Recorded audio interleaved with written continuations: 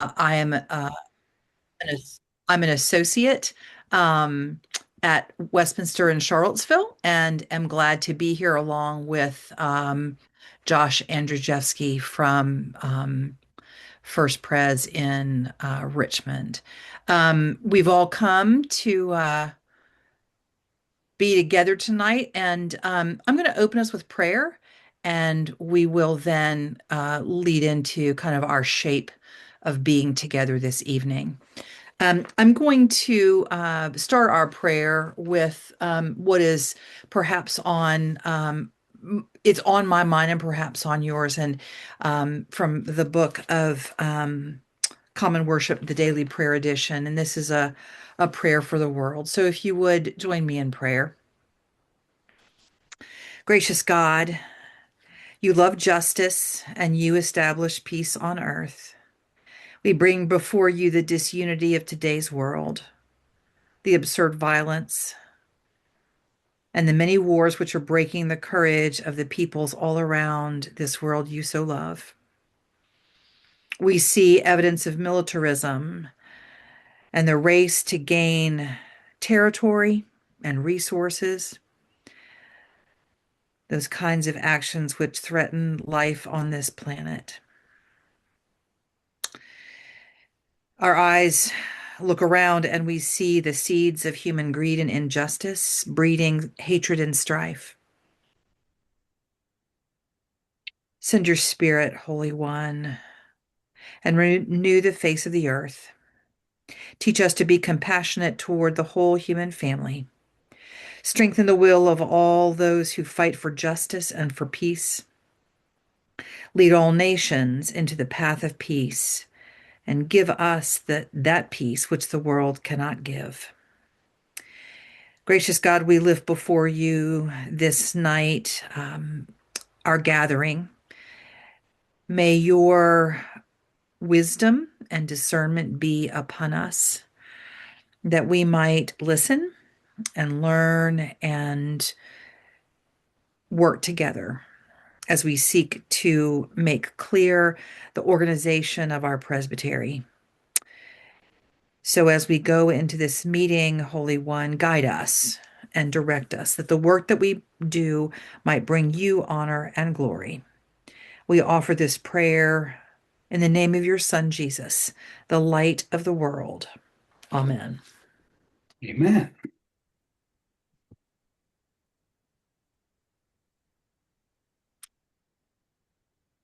Beautiful. Thank you so much, Lynn. Um, I want to offer a few words of introduction. There are some familiar faces from the other night and some new ones. So the impetus for this revision of the Manual of Administrative Operations was the adoption of the resource management policy at the June Presbytery meeting. This necessitated a review of the language inside our manual to make sure it's consistent between those two documents. Mission Council determined to go a step further and to try to simplify and adjust the manual in order to be more flexible.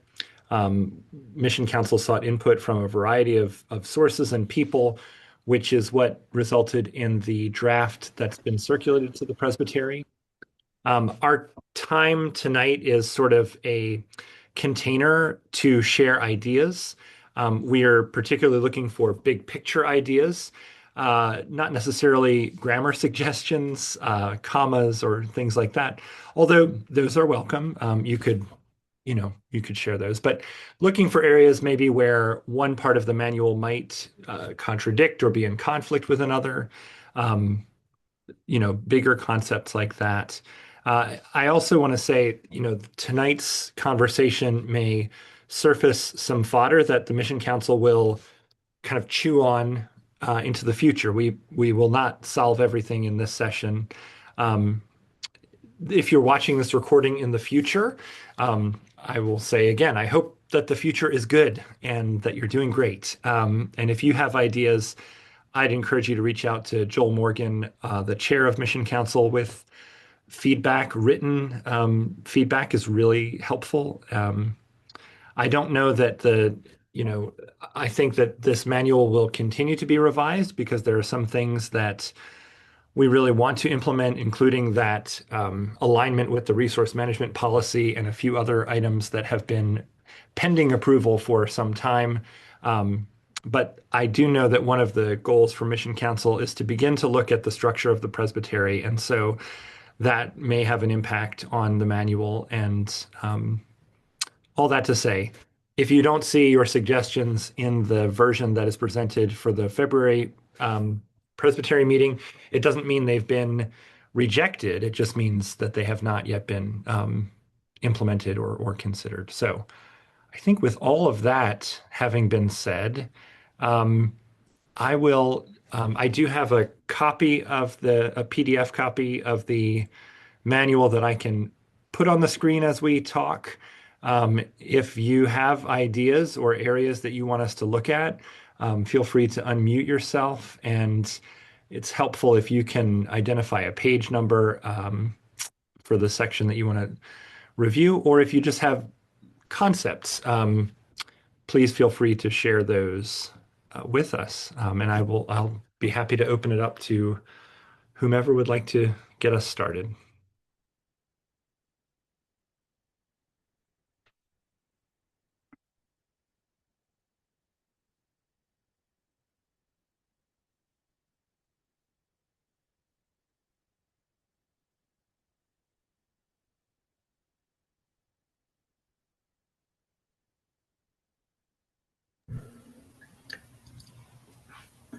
Josh, where can I find the PDF if I want to open it up on a separate screen on my computer?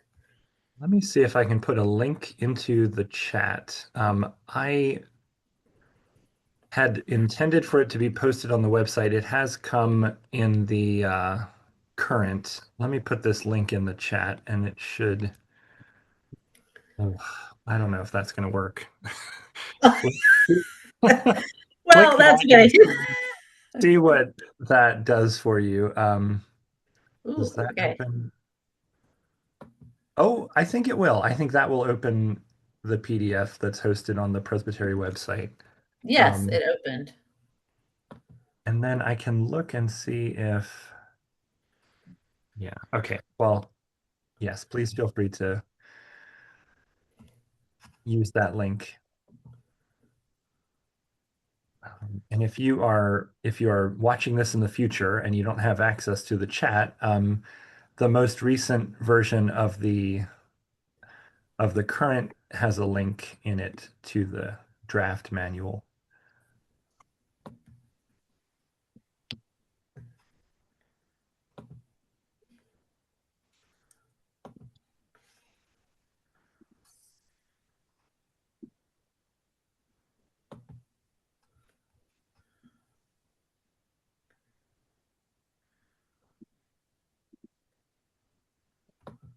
Okay, now that I'm unmuted.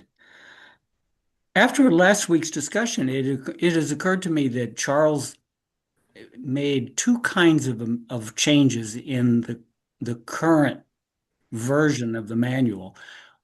One of them has to do with incorporating the new information from the resource management, or the whatever it's called now, the new financial thing. But then he did, well, let's say he also made some good Franklin, would you editorial. mind? Hey, Franklin, would you mind if we just spoke about, I mean, this has many hands in it, so I don't want to just say that Charles made changes, but you could just identify that the changes that have been made, because, some was input from Charles Grant, others from Mission Council members. So I don't want Okay, to okay. Yeah, make it okay. seem like this is, yeah. So anyway, I'm sorry to derail you, but No, that's okay. you're I was identifying just two kind of starting to changes. realize that if the original impulse to amend the manual was to incorporate the new financial policies, that Yes. what we have in front of us goes beyond that. Yes.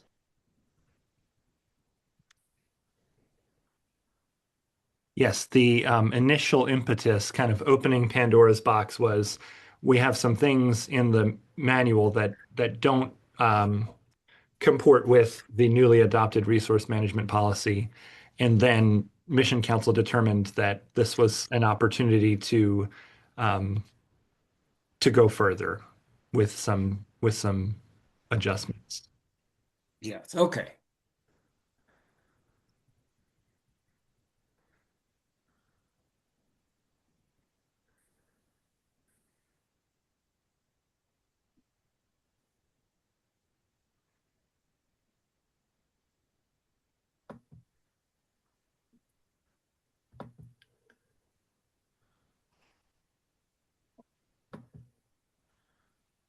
Well, I'll throw this out. The current draft has moved LCT, Leadership Connections Team, Mission and Service Team, MAST, and New Worshiping Communities and Anti-Racism Committee to a spot in the appendix. And that may cause alarm among people who participate in the ministries that are under the LCT and MAST, as though it looks like they're sort of moved into limbo. I mean, what does it mean to house these entities in an appendix when they used to be part of the structure of the presbytery along with the constitutionally grounded committees? What are we saying if we move them to the appendix? That's a good question.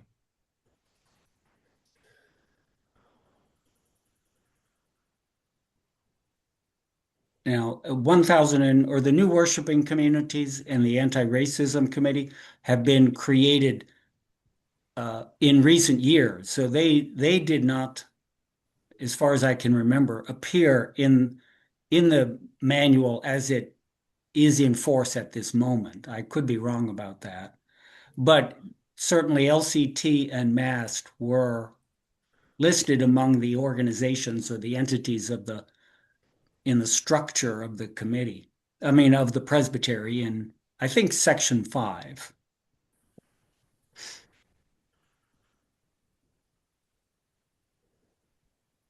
I think you're correct. I'm looking now, Franklin. I believe you're correct that new worshiping communities and anti-racism aren't mentioned as far as I can see in the current version as it exists. That was sort of another thing that was kind of surfaced. Oh no, I'm sorry. It's called 1001 Worshiping Communities Team. I think that terminology has been updated to new worshiping communities. Oh, okay. That is mentioned there, but I don't see anti-racism mentioned. So yeah, I think those were some things that were realized that we have groups that aren't even mentioned, let alone in an appendix, and trying to harmonize that. Mhm. Other thoughts or areas that you want us to take a look at together?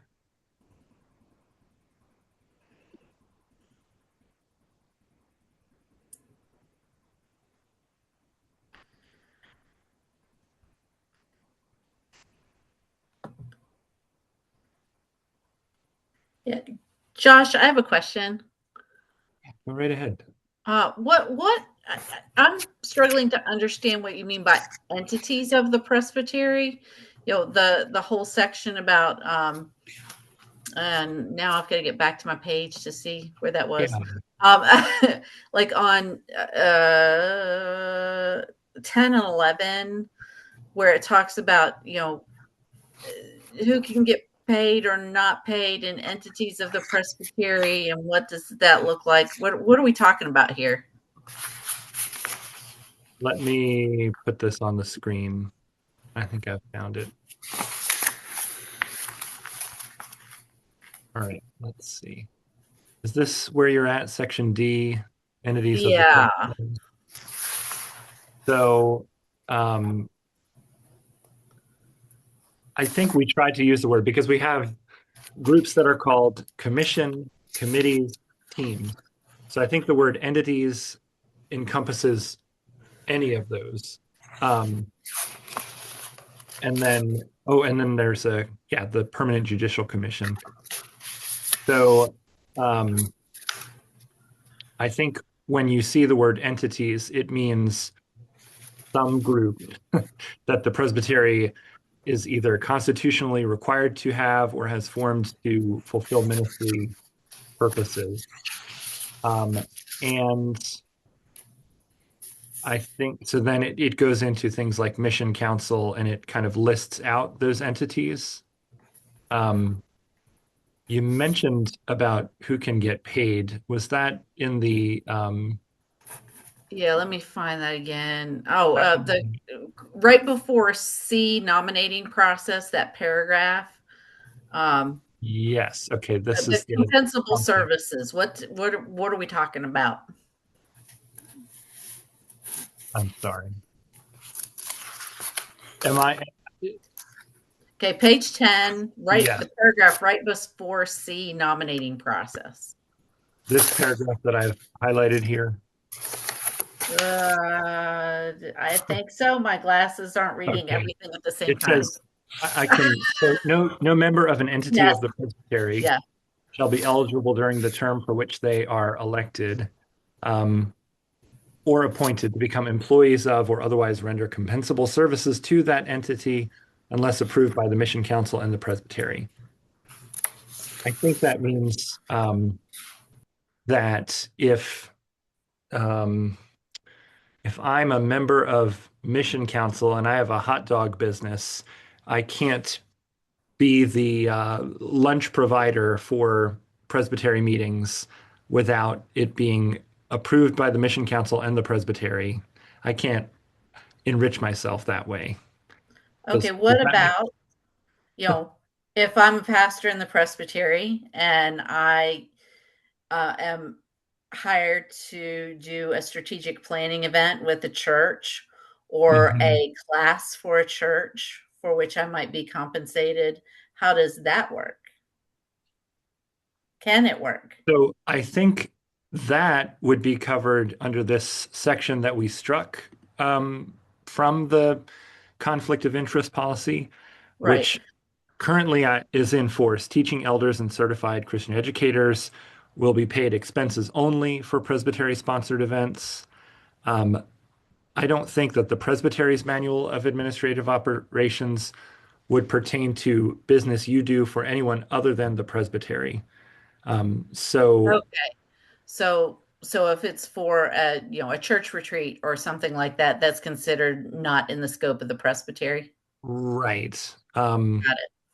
I think if you were going to do a retreat for the mission council, um, As that yeah. theoretically completely, I think that I don't know how that would be treated here if there would need to be some kind of approval. Or I'm trying to think of um, how this would, yeah. Yeah, because I'm wondering that as we Oh, have more small church pastors who might mhm. have to find external compensation in some way for doing ministry, I I Mhm. think that needs to be not too muddy of Yeah. are we asking them to do something, or are we asking them not to take pay if they've got, a side business of retreats or counseling or something that's pertaining to ministry but isn't in the scope of kind of what they would do for their church? Are they allowed to make that something that's available within the presbytery. I think that's been kind of frowned upon before. I would like to see that change, especially as we have more pastors who are going to be in the gig economy. So I think striking that paragraph helps, but I'm not sure it's clarified in the new language. So let me take another pass at Sure. and actually the paragraph that you're reading is existing language. It's not new. The blue is what's new. Right. I think as I read this, no member of an entity of the presbytery, blah blah blah, can render services to that entity. So Okay. so if you're a member of committee on nominations, then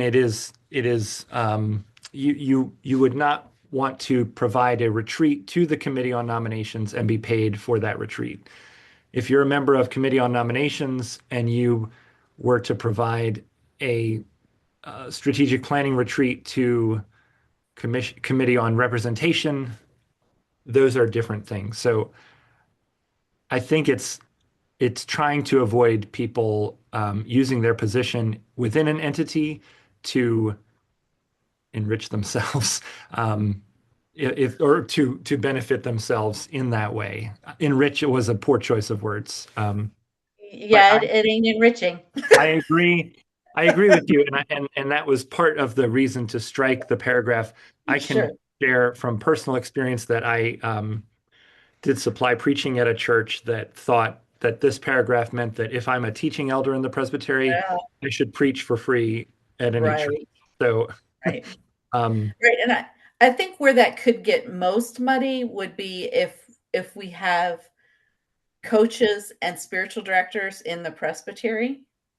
I mean, most of my spiritual direction is done with people outside of the presbytery. And and certainly I could understand the idea of advertising, but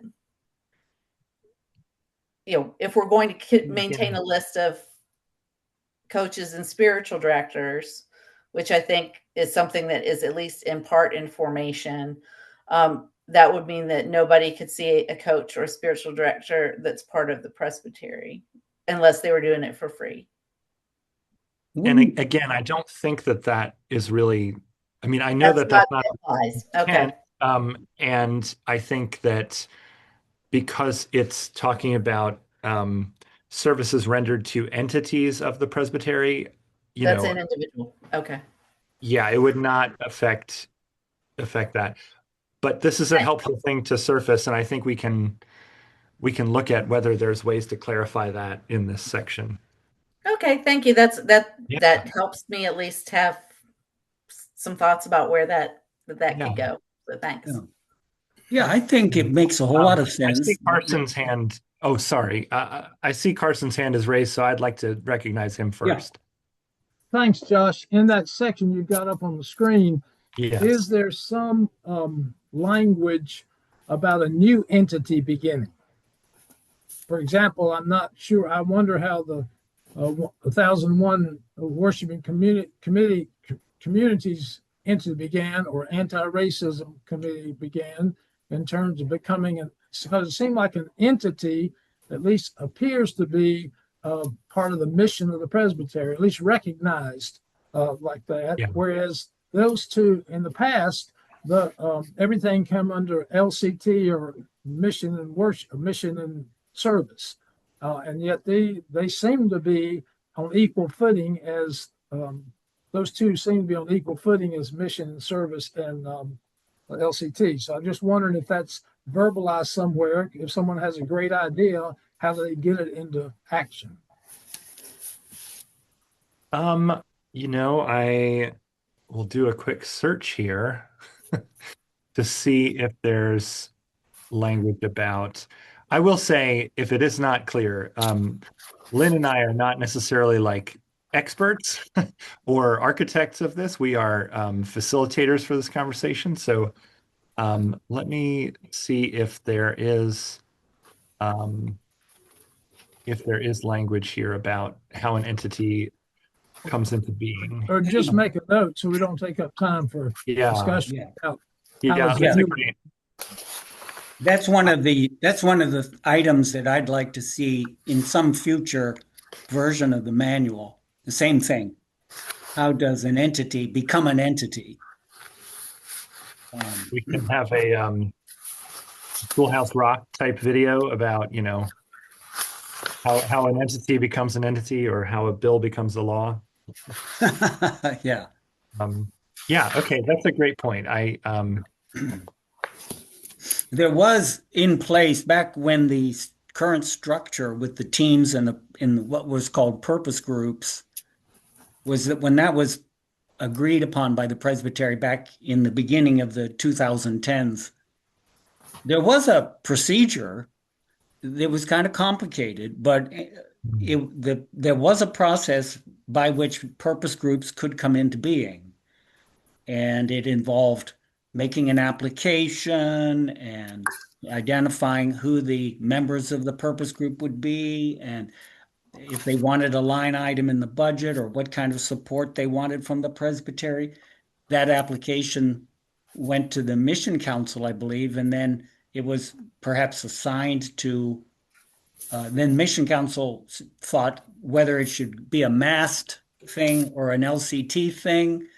And eventually, if all the people that needed to approve it approved it, it became a new purpose group under LCT or MAST. But Mhm. that didn't happen very often because there weren't, in my memory, very many groups that wanted to become purpose groups. Mm. But it did, I can remember one in particular that applied. But after Carson retired and Fred came on, the the memory of how that happened and how groups were formed was lost, and so it just now is in kind of confusion. We don't really know how Presbyterians should go about in a decent and orderly way identifying new mission groups.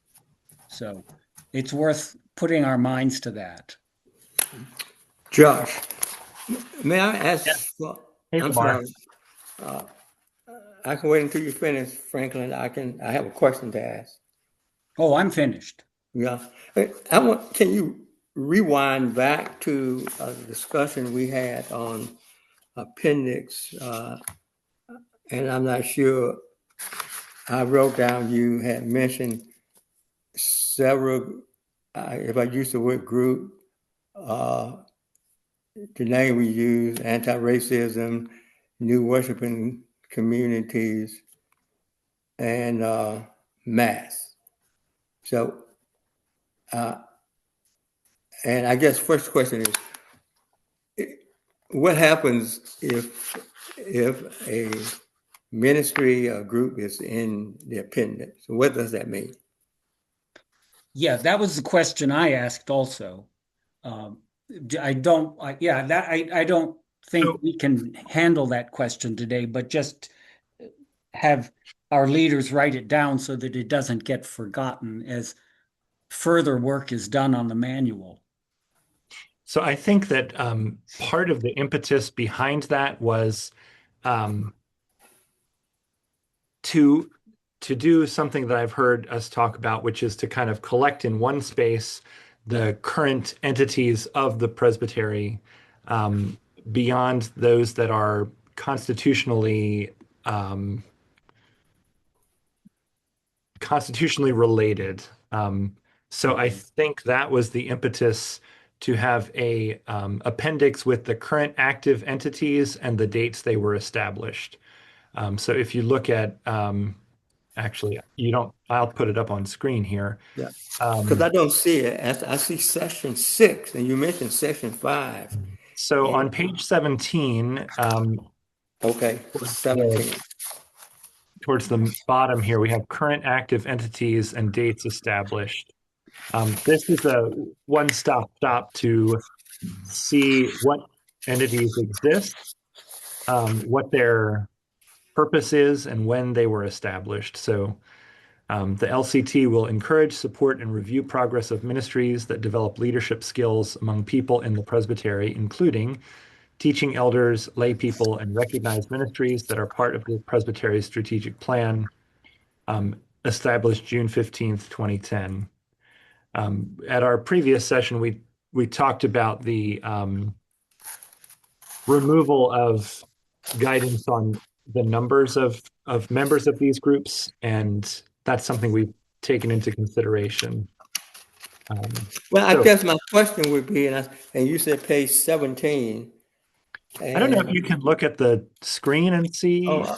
okay, I It am may looking be at hard to see. 17 to 31. But actually, let me just ask the question. Are we looking at, let's take mass. I know one ministry under mass is self-development of people.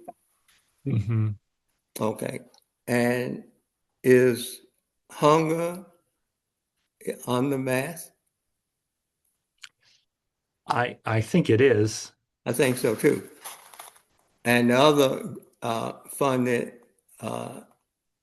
disaster. Yes. Okay.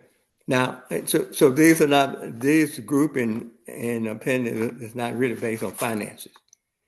And I would imagine not based on what their ministries are involved in either, because they're active and they get their funding, their basic funding from one great hour sharing. And even I take self-development of people, which I moderate, funding, we do ask the Presbytery for some funding, but I know the majority of the funding is used is used to fund grants that's paid out. And there is a very small percentage that goes to expenses, which the committee can choose to accept or not accept to cover some of the expenses, and a few expenses are requested from the Presbytery. So I don't know about anti-racism, and I don't know when they were discovered. I mean, not discovered, but when they were organized, as far as the Presbytery is concerned. New worshiping committees, and I do know those are ministers because we work with them. They're active, and they also contribute to the ministry of the Presbytery. So I did take time to go back and look at mission council and what that function is. Promote the growth of the church is one of the duties of the mission council. So how does the relationship between an entity, if we're going to call an entity mass, is mass considered an entity? Yes. Okay, but it has so many active functions in it. Worshiping communities is reaching new worshiping ministries or communities. Very active. Again, I'm active meeting with some of their functioning groups. So what determines whether that entity is in one location? I mean, is considered functional, non-functional? I'm not I guess. sure. I'm not Yeah, sure I'm I not sure I asked understand the that. right question. What does appendix mean? They're in the appendix group. It's a location where those entities are described. You've mentioned self-development of people and hunger ministry. Those are not, those are mission. I'm not sure the terminology, but those would But not they're be ministries. listed. Those Yeah, would not they be are listed. ministers. Yeah. Excuse me. Those would not be listed in the manual because those could change. You know, the ministries under MAST or LCT, the new worshiping communities that we support will change over time. The manual and the entities are meant to be as we don't want to update the manual every time we add a new worshiping community to that group. Does that make sense? Well, yeah, and that single one, if you were to isolate that one, yes. But to have several in that same list of entities independent, and it seemed like they were all related in some way. In other words, there is a correlation, I guess, between them, some way that connect them. I'm just trying to understand mass and well, maybe new worshiping communities could change, but I'm not sure if mass is going to change. Well, the ministries that are kind of housed under mast can change over time. I see Carson's hand is listed first, and then we'll get to Carrie. I think this is related to what we're talking about. Yeah, Yeah, go ahead. just an observation. It may be the word appendix will throw people. Maybe there's a section in the manual which you just list E, F, or wherever entities and put that there, because I'd hate for the presbytery to get bogged down on what does appendix mean, because some people will read that as not as equal to the manual, and that's not what you're saying. So just as thought. And Carrie, did you want to speak to this topic? Maybe you can help us. Well, I'll speak to it. I'm not sure about the help portion, but I mean, one of the thoughts behind that, and this is in conversations with some other folks that were actually doing on the manual rewrite, going back, there are certain things that are mandated that we have to do by our book of order. And when we asked about the creation of anti-racism, that came about mainly because we were asked to form an anti-racism policy for the presbytery. And then how to do that. And that's, we started a task force, and then we decided, that as they were continuing to perfect who they are. But the hope was trying to streamline so that when we had things that could rise or fall, that they didn't become embedded into the institution, and become, it's like some things have ceased to function. And if there actually would require an action of the presbytery to not do whatever that thing happened to be, that was the thought somewhat behind the use of entities rather than naming them as a commission or task force. The word entity was a catch-all, and maybe not the best catch-all, but that was the thought behind it, to where we're not necessarily binding ourselves to things that will change with, and not requiring overly, to go back and revisit changing the book of our book of order. I'm sorry, changing the manual, year by year, because as what Franklin alluded to some time back, one of the problems with our manual is that it has been piecemealed, changed from time to time over the years. And a lot of the inconsistencies we have because we were focused on one narrow section of the manual without taking into consideration the ripples of that. And so the hope was trying to, much like the infog, that simplified the book of order. That was somewhat of the thought process behind those who began working with the manual, trying to make it fluid but yet responsive, and not discriminatory, not just throwing things out because we didn't know what to do with them. So that was the intent, anyway. Well, I have a follow-up question, and I guess I know more about some of the entities than we using that word. But if we look at the participation of the ministries that are, and I guess I'm going to say new worshiping communities is very active. I'm not sure about other regions of the Presbyterian James. I know about the one in the area that we are connected with. But I also think that if the grouping are put in one location for an interpretation of what is going on in the presbytery, what activities are taking place, if a new person or someone comes into the presbytery, regardless of what region or what location they're in, and they see a grouping of entities, I would imagine, think they all are in that group for a reason. And so for example, how would this year, and I think we received the notice, and I know it was sent to you, Carrie, that for the first time we received a national level grant approval for $15,000. Came out of Charlottesville, Virginia. First time. And we have approved several grants for many, different amounts, depending upon what mid-council level received from one great hour sharing. So here you have a very active ministry, very active. But it's independent and it's under MASS. So MASS umbrella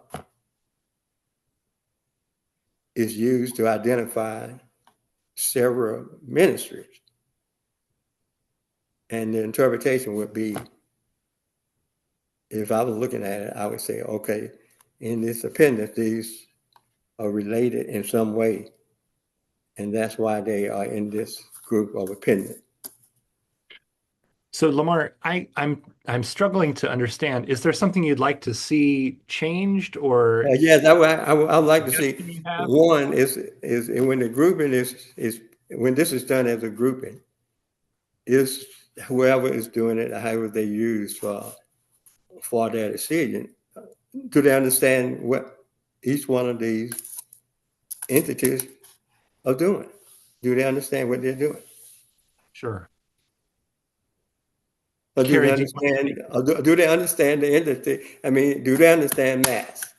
Number one. Yeah. Or do they understand new worshiping communities? Do they understand that? Yeah. Okay. Josh, Yes. Who is that? this is Franklin again. Oh, hey, Franklin again. The logic of the structure with the teams and purpose groups applies to some of the discussion this evening, that MAST and LCT were viewed as permanent features, permanent entities in the presbytery structure. And then the purpose groups, which are now called ministries, that were grouped together under those two teams were thought to be currently active, but not necessarily permanently active. So that they would continue as long as there was interest in the participants to make them alive and doing. And once the energy in those who were committed to that, if that energy waned, then the purpose group would become defunct. And then a new group might start up with organized around some new mission or new outreach. So that's why at the presbytery meetings, the agenda would have a slot for MAST. There would be a time on the agenda for MAST to report, or for LCT. And occasionally we would hear from SDOP or World Mission or Hunger, which were purpose groups or ministry groups, and they would report when their particular team had their slot on the agenda of the presbytery. So that's how the people in the presbytery got to know, for instance, that self-development of people was offering a grant to a local organization. And we learned about those organizations and the good work they were doing and the funding that they received through the Presbyterian Church. Can I make a suggestion? I can't figure out how to raise my hand, so I'm just jumping in here. Here's the suggestion. If you look at the bottom of page 3, it defines what an entity is.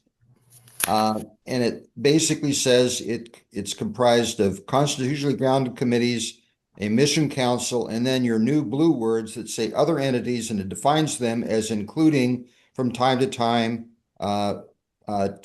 teams. And then it says, see section 5D, and the appendix. So if you go to section 5D, which starts on page 11, it lists all of the entities of the presbytery, mission council, and so forth. And it goes on and includes the last one it lists is the PJC. And that's the end of section D. And then you go into section E, which is the budget.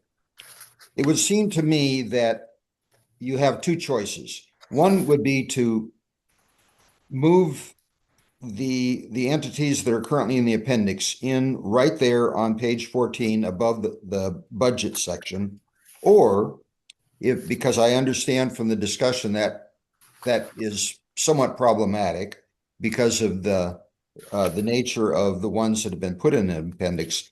At a minimum, then I would just insert in there a discussion that captures what you've been saying, that explains what these additional entities are that are listed in the appendix and why they're there instead of here. And that should solve the problem, I think.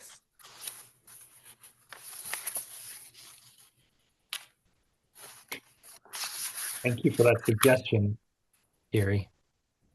Carrie, I see your hand has been raised for a little while, and I don't want to lose you. So I'm here. Now, okay. actually, the things that Gary alluded to, are very, very helpful. The this and some of the questions that Lamar and others have had, um, actually would dovetail into discussions not nearly as tied to the manual revisions as to how the presbytery is working. You know, from my vantage point of being fairly new into the presbytery, and looking at the struggles that CON and other entities have had in staffing things, if you look at LCT and MAST in the directory, they're basically only half of the slots they have allotted for them are filled. MAST on paper, at least right now, doesn't have a moderator. And the questions that Lamar is raising and other folks too about visibility or accessibility or that, and you know, begs the question: does having SDP be under something, or should SDP be its own standalone thing? You know, its own entity. You know, and not have necessarily that layer. Because I understand the theory behind MAST and LCT. A friend of mine that was part of the Presbytery when those discussions took place explained the thought process behind the establishment of MAST and LCT, and it makes sense. And maybe over time we haven't lifted those things up again. You know, you know, maybe in this rewrite, one of the things we can accomplish is to reinvigorate LCT and MAST, or, you know, say aloud what they do again, and then why they're there. So, you know, the conversations around it, I don't know if it's going to help the rewrite now, but it will help the narrative of going forward and pointing and laying out better, you know, that we need more understanding. We need to, you know. And Oh, Lamar, you got muted okay, somehow. right. May I add to your statement too, Kev, that the time frame between installation in February and the end of the year is the reason why MASS doesn't have a moderator. Because Mary Jane Winter has been the moderator, and she and I talked, and she basically indicated that December would be the termination of her moderator, the MASS. So prior to that, you've had a consistent moderator for MASS, and then my understanding is in the Presbyterian meeting when the installation, a new moderator will be installed, and we are talking about maybe 60 days, 2 months. There's a gap between the time the moderator term ended and the new moderator would be installed. That's my understanding. Thank you for sharing that. Barbara, I see your hand is raised. Yeah, I just wanted to lift up that I believe it's Lauren Ramsour is the new moderator of MAST. Yeah. I believe that was one of the nominations from either November or October. I can't remember which. So we may have strayed into the weeds a little bit on some of these things, which is not a bad place to be. I just want to kind of remind us of our. So what I'm taking from this is that there's a sense that an appendix indicates a less. It may communicate something that we are not intending to communicate, and we've had some suggestions on how to approach that, and to make sure that entities of the presbytery are communicated clearly and that people know what they are and what they do. Is there another avenue of conversation or another subject that we want to explore in the next 20 minutes or so that we have? And I would also just say we are also straddling what is a manual revision and what is a plan of restructuring the presbytery and understanding how the presbytery functions. So I think to just clarify our purpose tonight, we're not trying to, do away with MAST or create a new entity. We are trying to kind of capture how do things function currently, and how can we clearly express that in the manual.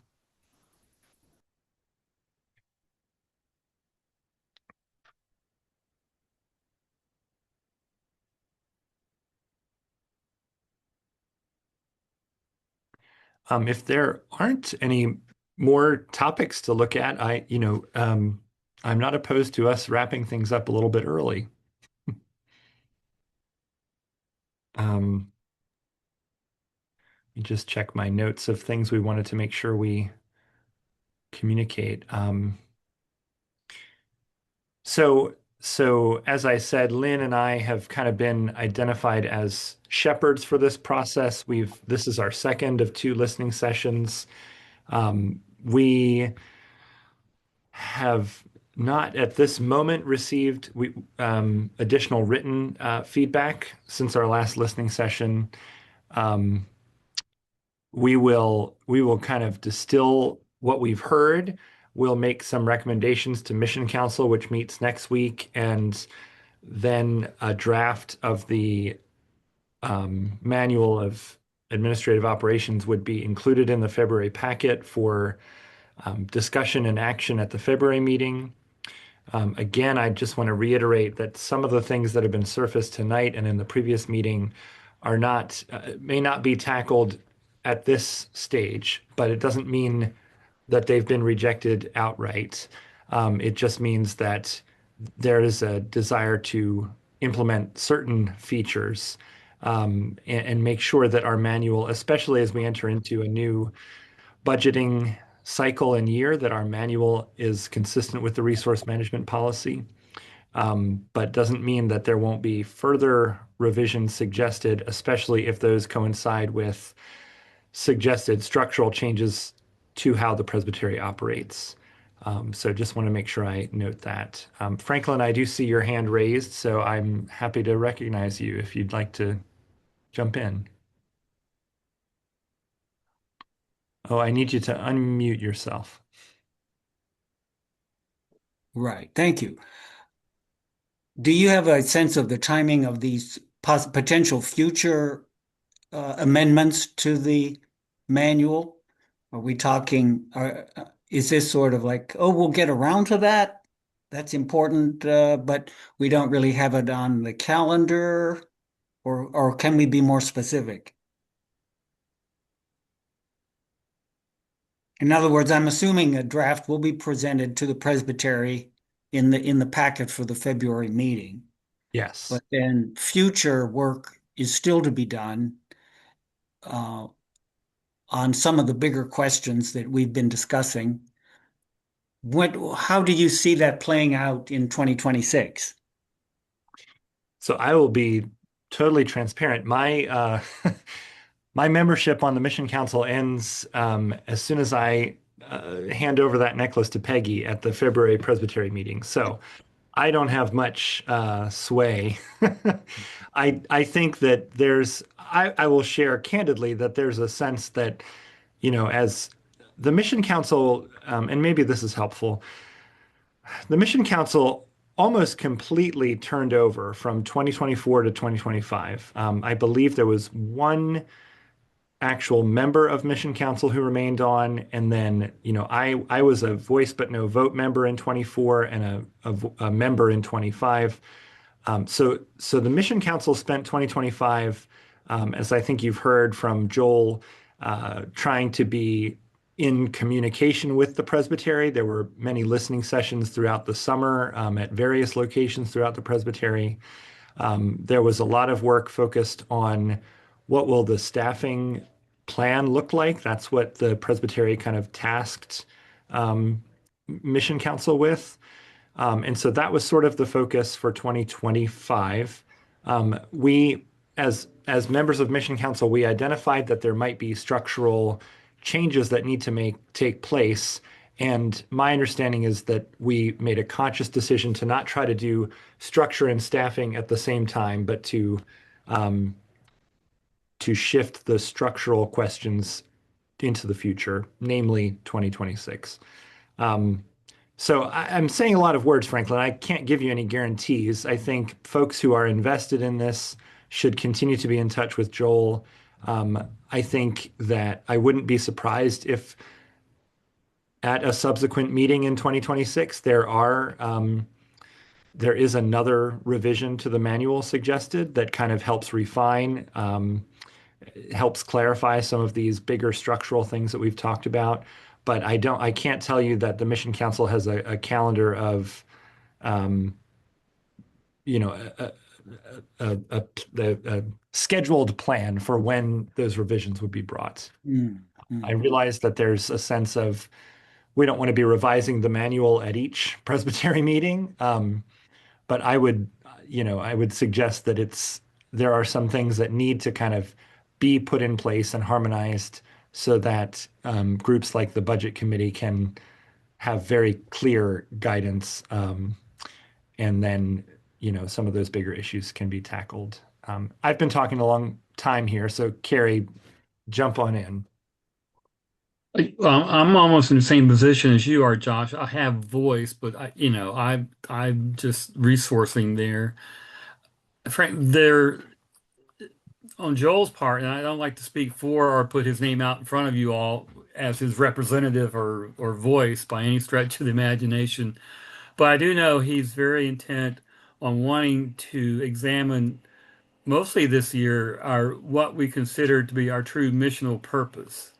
Where is it that we make a difference, and where should we focus our energies? And that I know he's been in conversations with some folks around the presbytery about that, but I can't give you many more details than that because I just don't know. But I just know in conversations with Joel during Mission Council and other times that that is something that rings a bell with him. It's something that's on his mind that we have spent some time from, again, I'm speaking for him, and if he denies it, then I accept the blame that I put words in his mouth. But he do believes we need to be much more intensified and purposeful in what we are supporting the work within the presbytery than what we do outside of that. That the stewardship angle, the delivery of the gospel are things that ring important for Joel. So I'm hopeful, but I'm also waiting too, like all of us. But I have to be patient because I have been firsthand seeing the things that have been taken care of and are now starting to show fruits.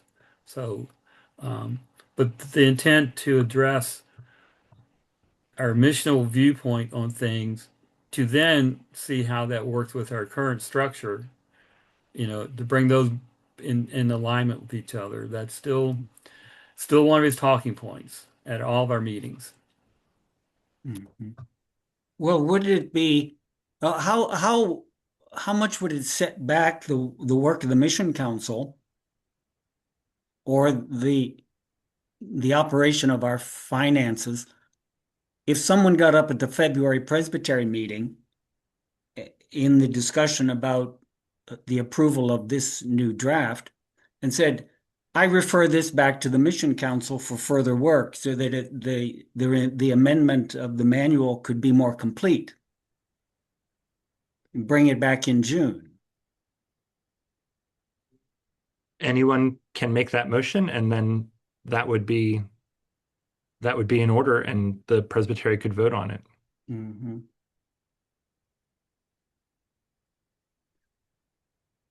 Yeah. Yeah. And I will say, if you listen to when Joel does things and all, he's very, very quick to point out that we listen to and take the directions, if you will, from whatever the body decides. So if they decide they want to vote on it in February, then that's what we'll do. If they think it needs to be moved back, some other time, whatever, that happened too. Um, so that's where we get to play Presbyterians 101 for real from the floor of the presbytery. So that would be what that's going to set the tone and the direction, what the body decides. Mm-hmm. Okay, thank you. All right, friends, I think we are at a place where we should have a word of prayer and then call it a day. So let me lead us in prayer.